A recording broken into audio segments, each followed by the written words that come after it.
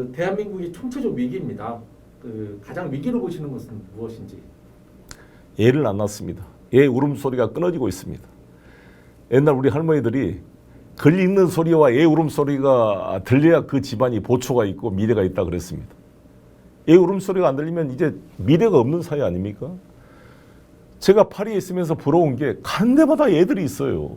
다 이렇게 보행기를 끌고 다니고 식당에 가도 그렇고 노키드 존이 없습니다. 우리나라 그것부터 바꿔야 돼. 애가 있으면 무조건 우선권을 줍니다. 오늘도 비행기 탈 때 뭐 우선권을 주기는 하는데 모든 놀이공원이나 어디 박물관 이런 데 다 애가 있으면 우선권을 줘요. 패스트트랙을 줍니다. 파리는 곳곳에 회전목마을을 비롯해서 애들이 놀 게 도심 중심지에 설치가 되어 있습니다. 서울은 그렇게 애를 안고 다니는 이 젊은 엄마들을 보기가 너무 어렵잖아요. 그래서 우리나라 출산율이 지금 0.8이 무너지게 생겼잖아요. 지금 25만 명이 무너지고 24만 명 이렇게 하다 20만 명이 무너집니다. 제가 63년생인데 저희 때는 100만 명 이상이 태어났거든요. 20만이 무너지면 이제 어떻게 되겠어요, 이 대한민국이. 지금 일본은 저출산이라고 하지만 1.28쯤 돼요. 일본이 80만이 무너진다고 지금 난리가 나고 있습니다. 일본이 1억 2천만 명인데 인구가. 그다음 80만이 태어나고 있거든요. 프랑스는 8,400만인데 80만이 태어납니다. 프랑스가 1.8, 유럽연합에서 출산율이 제일 높습니다.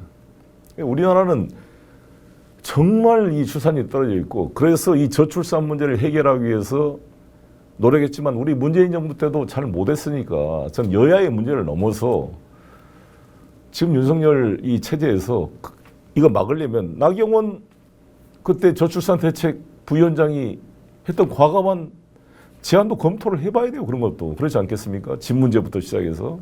그다음에 저는 이제 가장 강조하고 싶은 게 이 난자를 냉동 보관할 수 있는 그런데 의료보험 혜택을 줘야 된다고 봅니다. 갈수록 이제 우리 여성들의 가임기 그 연령 결혼이 늦어지고 있잖아요. 제 딸도 91년생인데 그럼 이제 32이 됐는데 한 34세 정도가 건강한 난자가 있을 때라 그러거든요. 그럼 그때는 난자를 추출해서 냉동 보관을 해서 나이 들어 결혼하시더라도 건강한 난자의 애를 출산할 수 있는 담보를 해줘야 된다. 그러니까 이런 작지 않는 거죠. 이런 것부터 국가가 재정 지원을 해서 이거를 보장을 해줄 필요가 있겠다. 그리고 태어난 애라도 잘 키워야 되는데 우리가 또 OECD 자살률 1등입니다. 지난번 이태원 사태 때 159명의 우리 아이들이 죽었잖아요. 말도 안 되는 이유로. 근데 그 주무 책임자 이상민 안행부 장관을 해임도 하나 못 시키는 이 윤석열을 보면서 애 낳고 시켰어요. 우리 젊은 우리 신혼 부부들이. 정말 반성해야 됩니다. 이상민 다시 탄핵 소추된 것 헌법재판소도 다 이 검찰 권력이 무서워서 어떻게 결정낼지 모르겠지만 심각합니다. 제가 듣기로는 안철수 의원이 사석에서 개탄을 했다 그러더라고요. 이상민 하나 해임하지 못해서 무슨 공정을 떠들 수 있겠는가. 안타깝습니다. 안철수 의원님 정말 손가락을 자르겠다고 했던 그 말씀처럼 지금이라도 정치적 선언을 하고 과감하게 유승민처럼 이 잘못된 이 윤석열 정부에 대해서 비판을 해야 그나마 정치적으로 생명 유지될 수 있지 않겠습니까? 그래서 저는 어제 집회에서도 안철수 의원 회개해라 이렇게 제가 공개 요청을 했는데 회개할 필요가 있다. 새 정치를 바랐던 그래도 안철수를 지지했던 사람들이 다 지금 떠나고 있잖아요. 유승민만 또 못해 되겠어요, 안철수 의원님? 나는 다시 한번 이 팩트TV를 통해서 안철수 의원에게 공개적으로 요청합니다. 자신의 정치 철학에 맞게 준엄하게 윤석열 정권의 공정과 정의 상식이 무너지는 것에 대한 비판을 해야 된다고 생각합니다. 그 많은 분들이 지금 경제 위기에 대해서 이야기하고 있습니다. 그 원인으로 외교 문제를 많이 거론하는데요.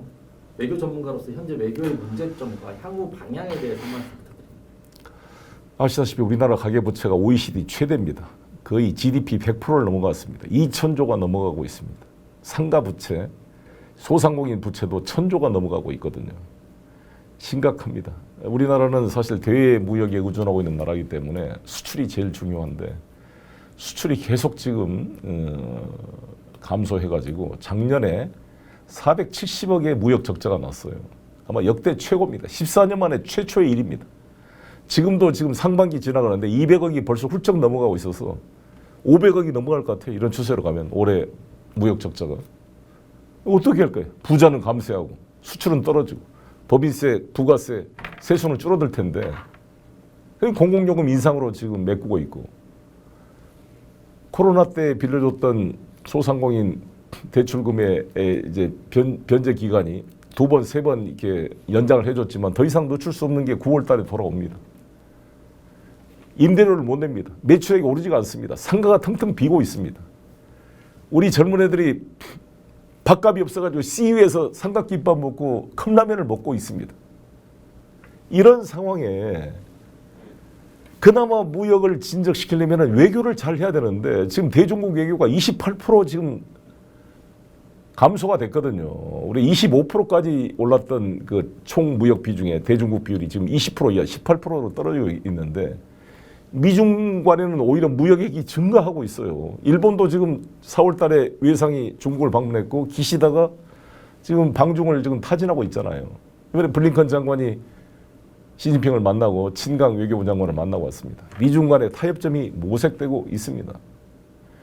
이런데 이 윤석열 이 정부와 이 김기현 당대표는 완전히 더듬이가 없이 50년대 냉전 시대의 외교를 지금 하고 있습니다. 가치 외교란 이유로 미일에 완전히 무슨 그 천병이 돼가지고 앞에 나가서 막 러시아와 중국을 자극하고 남북 관계를 악화시키고 이러다가 미일이 중국과 러시아가 따로 만나 타협해버리면 중간에 완전히 왕따가 되지 않겠습니까? 그래서 이런 심각한 문제다. 그나마 이제 이번에 베트남을 가는 건 저는 잘했다고 생각이 드는데 베트남 가서 무슨 이번에 추가 뭐 지원을 하고 계약을 하고 뭐 약속을 하고 왔습니다만 이건 문재인 정부가 했던 신남방 정책을 계승해서 발전시켰어야지 왜 그거를 폐기시켜가지고 이 바보 같은 짓을 합니까? 청와대 안 쓴다 그랬더니 다시 상춘제부터 쓰고 있잖아요. 이번에 베트남 간 것도 결국 신남방 정책 핵심이었습니다. 우리 문재인 정부 때 대베트남 관계가. 자기도 이번에 호지민 묘소에 가서 헌화하고 했잖아요. 그러면 김기현 씨 같은 사람 놀래는 왜 빨갱이한테가 저러냐 이렇게 공격해야 돼요. 싱하이밍 만나가지고 그렇게 공격할 그런 논리라면. 그러니까 이렇게 더듬이가 없는 외눈박이 외교를 해가지고 이 대외 무역 환경을 악화시키고 있는 것은 대단히 어리석고 무능한 정책이다 이렇게 생각합니다. 그럼 어떤 방향으로 외교가? 외교는 가치 외교를 이야기하는데 물론 우리가 민주주의와 인권의 가치가 중요하지만 가장 중요한 원칙은 고객 중심의 실용 외교가 맞다 이렇게 생각합니다. 그렇지 않습니까? 아니 우리 어디 가서도 장사를 해야죠. 만약 가치 외교를 한다면 지금 이명박 MB 세력이 지금 윤석열 정부에 결합하고 있는데요. 이명박 대통령 현대건설 사장 시절에 후세인 이라크에 가서도 건설 수주를 따가지고 2조 원 규모의 공사를 했어요. 가치 외교면 그런 독재 정권한테 왜 가? 그렇지 않습니까? 그럼 사우디도 마찬가지죠. 사우디 그런 인권 침해인데 왜 가요? 그런 논리면. 베트남도 마찬가지일 게 아니겠습니까? 그러나 이것은 우리는 고객 중심의 실용 외교로 다 전방위적으로 만나야죠. 그렇지 않겠습니까? 난 그런 뭐 영업사원 1호 사원이라고 자기가 그러는데 검사 출신이 영업이 되겠어요? 누가 검사 출신이 영업을 한다는 게 저는 별로 효과가 없을 것 같습니다.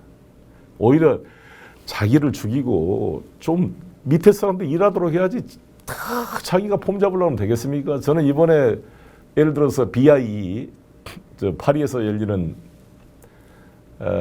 사우디와 지금 로마와 부산이 2030년 엑스포 유치를 가지고 경쟁을 하고 있는데 저는 한덕수 총리를 보는 게 맞았다고 봅니다. 자기 뭐 영어 좀 잘한다고 뭐 그 폼 내고 뭐 그것도 늦게 와서 뭐 이렇게 소동을 했는데 그래도 한덕수 총리는 OECD 대사로서 파리에서 오래 활동을 했거든요.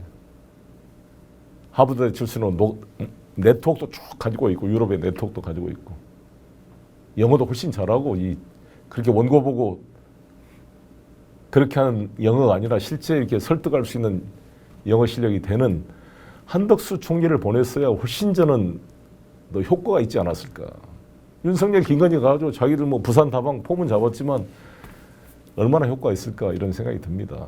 그래서 진짜 경제나 이걸 잘하는 사람은 자기가 나서는 게 아니라 대통령은 뒤에서 장관들이나 총리나 이게 일을 할 수 있도록 백업을 해줘야죠. 그렇게 해야죠. 근데 자기가 다 하는 것처럼 1시간 하면 59분 동안 자기가 떠들고 도대체 검사만 하다고 맨 술 먹은 사람이 뭘 그렇게 잘한다고 무슨 수능 문제까지 개입하고 그래. 그게 되겠어요, 그게?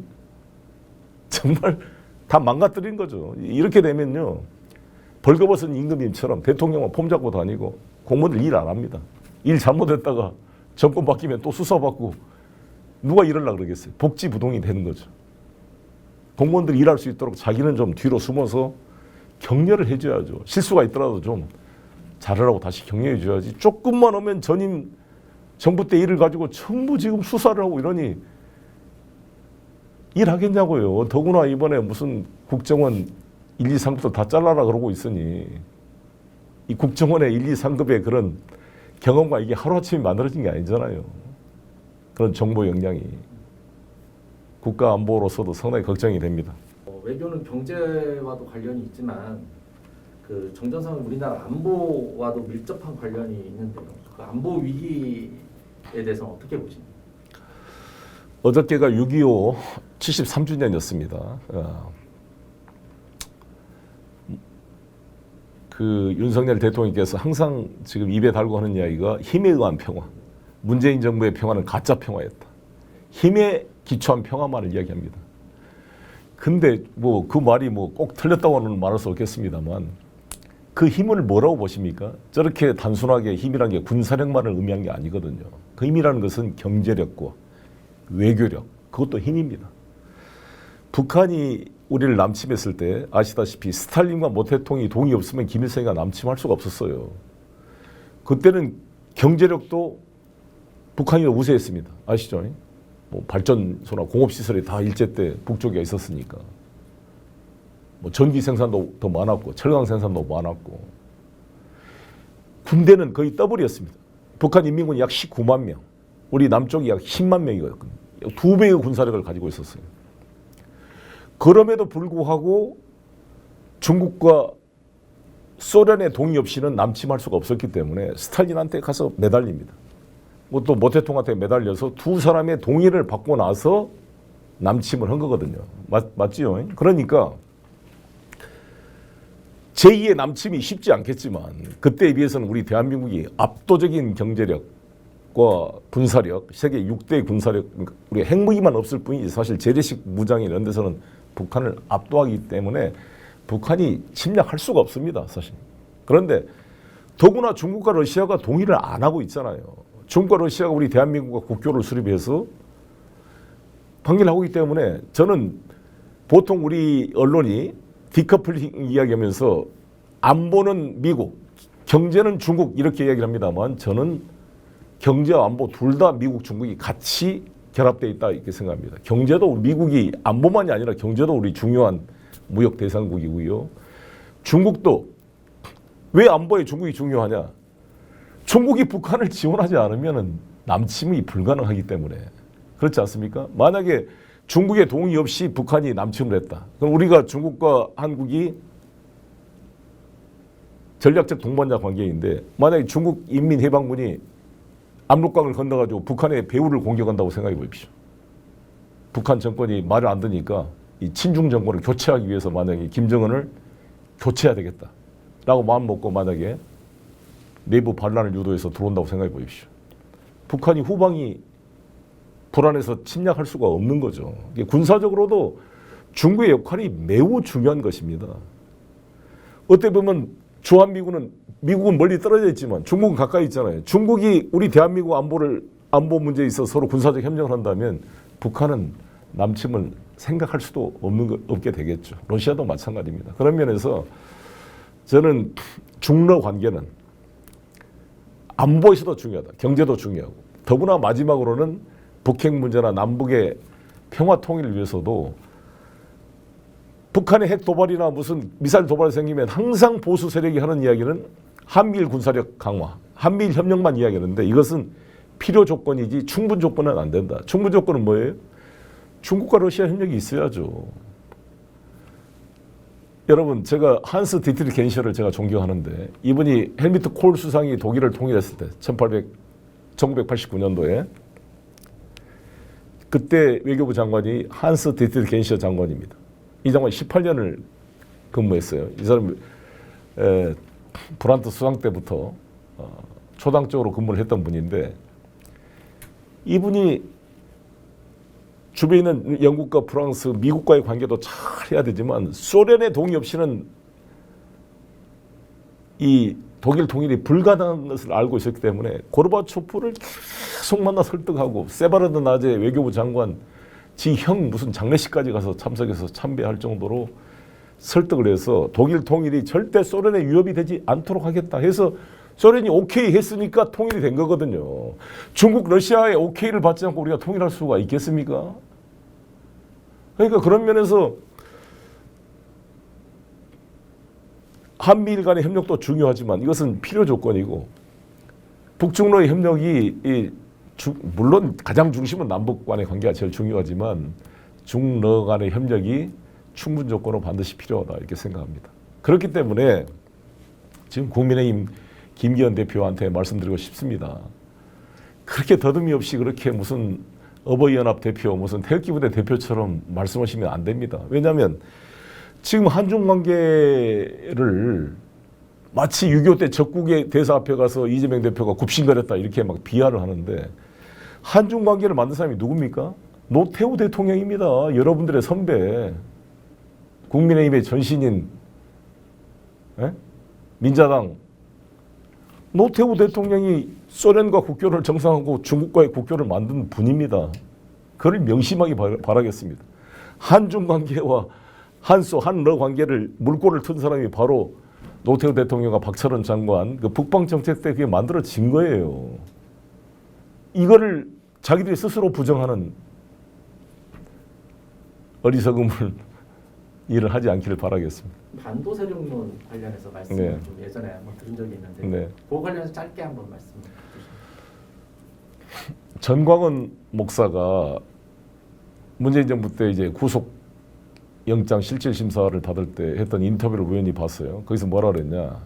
왜 자기가 문재인 대통령을 끌어내려고 하는가? 그 이유는 우리 대한민국은 이승만 대통령 때부터 해양 세력인 미국, 일본과 협력해서 대한민국을 수립했는데 문재인 정부가 대단히 러시아, 중국과 협력, 대륙 세력과 협력해서 이 해양 세력과 힘을 합해 만든 대한민국을 무너뜨리려고 하기 때문에 문재인을 탄핵하고 끌어내려야겠다 이렇게 말을 했어요. 그걸 보면서 안타까운 생각이 들었는데 왜 우리 국민들은 항상 해양 세력이든 대륙 세력 어느 한쪽에 줄을 서야 살려고 생각할까? 우리가 대한제국 말기에도 친러파, 친일파, 친미파 지금도 친중이냐 친미냐 이렇게 지금 싸우고 있잖아요. 그래서 저는 외치고 싶은데 이번에 싱하이밍 문제도 아니 중국 입장 말한 거 아니에요 그거. 왜 싱하이밍 갖고 비난할 필요가 없어요. 싱하이밍 개인의 의견이 아니니까. 그건 시진핑의 의견이고 중국 정부의 공식 입장을 싱하이밍이 다시 한번 이야기한 거잖아요. 미국도 마찬가지잖아요. 미국도 뭐 바이든 와서 미국 쪽에 서지 않으면은 그건 어리석은 결정이라고 압박을 넣잖아요. 그건 미국이 당연히 그런 거죠. 우리는 왜 이쪽에 굴종 있냐 이렇게 떠들 게 아니라 우리는 코리아 퍼스트. 우리는 대한민국 편에 서야죠. 왜 반도는 항상 해양과 대륙 세력이 어느 한쪽에 서야 산다고 생각하는가. 반도도 세력이 될 수 있다. 왜 해양과 대륙만 세력이 되고 반도는 어느 쪽에 붙어야 산다고 생각하는가. 이게 반도 의식인데 이거를 발상을 전환해서 반도 세력론을 한번 만들어 보자. 이탈리아 반도가 힘을 모으니까 천년의 로마 제국을 만들어냈습니다. 아시다시피 터키에 이스탄불, 이게 콘스탄티노플 아닙니까? 동로마 제국, 거기가 보스포러스 해협이 이거 발칸반도 거기가 완전히 사실 화약고 같은 곳인데 동로마 제국을 천년을 만들어냈어요. 지금은 이제 발칸 제국이 분열돼서 1, 2차 세계대전에 화약고가 됐고 3차 세계대전에 화약고가 될지 몰라요. 우크라이나까지 연결돼서. 그래서 정말 저는 한반도는 반도 세력론을 만들어서 천년의 로마 번영을 만들었던 이탈리아 반도의 길을 갈 것이냐, 아니면 스페인의 무적 함대를 통한 해상적을 만들었던 이베리아 반도의 길을 갈 거냐, 아니면 2차 세계대전의 화약고가 되었던 발칸 반도의 길을 갈 거냐의 갈림길에 서 있다. 저는 우리 한반도가 중국에서도 정말 전략적 요충지이고 미국, 일본에서도 전략적 요충지이기 때문에 우리가 남북 간의 협력을 통해 반도 세력론을 만든다면 대륙과 해양 세력을 포섭해서 우리 대한민국이 동북아의 강국으로 나는 성장할 수 있다, 이렇게 생각합니다. 근데 현 정권의 정치 방향은 향후에도 이렇게 냉전으로 갈까요? 아니면 국민 통합 방향으로 갈까요? 거의 뭐 전쟁이죠, 사실. 뭐 심리적인 내전 상태다 이런 말을 할 정도로 심각해 있는데, 저는 이재명 대표나 우리 시민사회단체가 제안을 해야 한다고 봅니다. 언론도 그렇게 보수 세력들도 한번 나는 공감대를 갈 수 있다고 보는데, 뭐냐면 내년 총선을 그냥 총선을 치를 게 아니라 내년에 제1당에게 총리 추천권을 주겠다고 저는 선언해야 된다고 봅니다. 윤석열 대통령이. 국민 통합이 되려면 권력을 나눠야 통합이 되는 거 아니죠? 되지 않겠습니까? 그렇지 않습니까? 권력을 0.73% 이겼다는 이유로 완전히 권력을 독점하고 0.73% 졌다는 이유로 이재명 후보와 야당이 수사의 대상 피의자로 전락돼서 1년이 되도록 단 한 번도 야당 대표와 대통령이 회담을 하지 못하는 이런 비정상적인 상황이 계속될 거예요, 만약에 다음 총선 때도.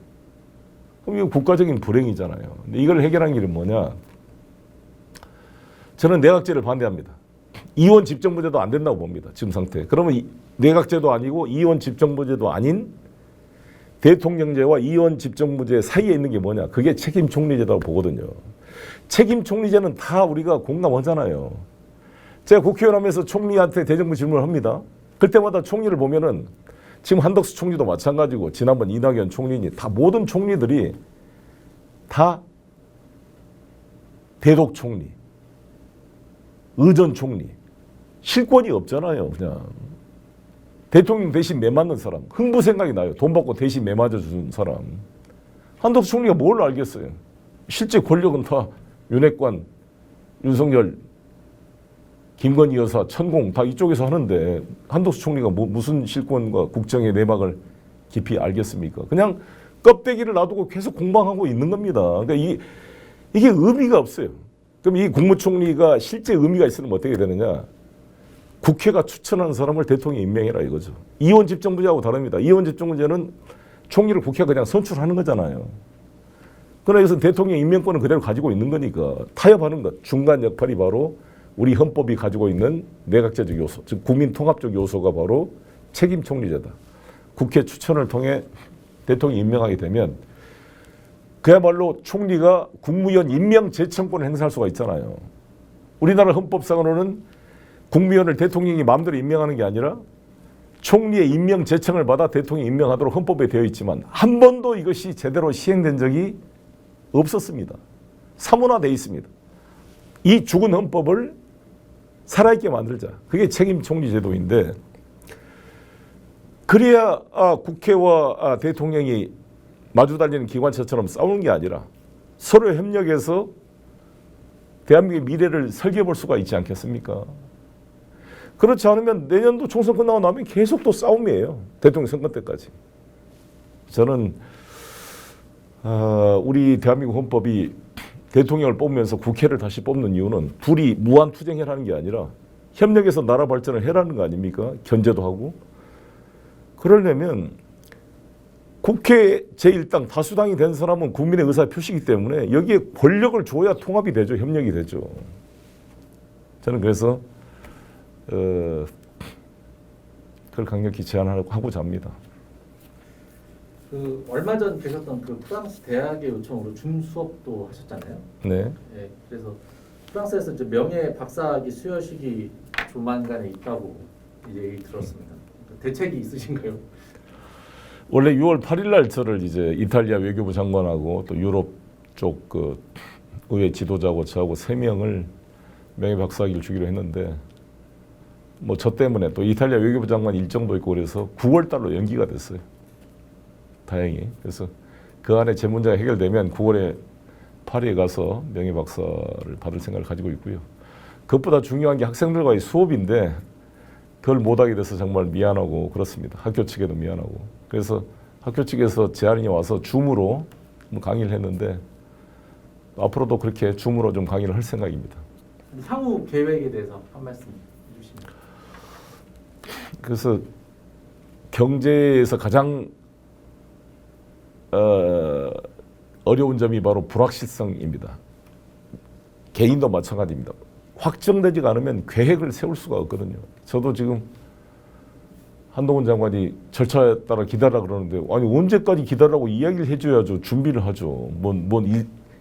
계획을 세울 거 아니겠어요. 근데 지금 뭐 아마 다음 주에 제 박용수 보좌관을 구속시키려고 아마 영장을 청구할 것 같습니다. 그 다음에 저를 부를지 어쩔지 모르겠습니다만 저로서는 최선을 다해서 어떤 대응을 하겠습니다. 제 주변 사람들이 다치지 않도록 대응하고 만약에 제 보좌관 출신 박용수 실장을 영장 청구를 한다면 이에 부당성에 대해서도 어떤 모든 제 언론 인터뷰나 제 페이북 글을 통해서 불구속 재판의 원칙이라는 헌법적 원칙을 가지고 싸워 나갈 생각입니다. 마지막으로 국민들께 한 말씀. 제가 파리 기자회견 때도 말씀드렸던 것처럼 사실 이 돈봉투 논란으로 이렇게 무리를 끼치게 된 것은 제가 법적으로 책임이 있다 없다를 떠나서 정치적으로는 저로 인해서 발생한 일이기 때문에 무한 책임을 지고 죄송하다는 말씀을 드리고 제가 우리 이재명 대표나 당 우리 의원들에게도 죄송하다는 의사표시를 했습니다. 그래서 제가 책임을 지고자 탈당을 했고 이번 계기로 저도 저 자신을 돌이켜보고 우리 제도적인 개혁이나 이런 문제점을 보완하기 노력하겠습니다. 동시에 이런 저의 잘못은 변론을 하고 이런 정치적 기획 수사에 대한 이 검찰 독재의 모습을 제가 직접 피부로 경험하는 계기가 됐기 때문에 제가 윤석열 검찰 독재 정권과 싸울 수 있는 그런 계기를 만들어 준 거에 대해서는 고맙게 생각하고 아무튼 저 이번 사태로 발생한 제 자각을 통해서 이 윤석열 정권의 이런 불공정과 야당 탄압, 검찰 독재 정권에 싸워서 국민과 함께하기 위해서 최선을 다하겠습니다.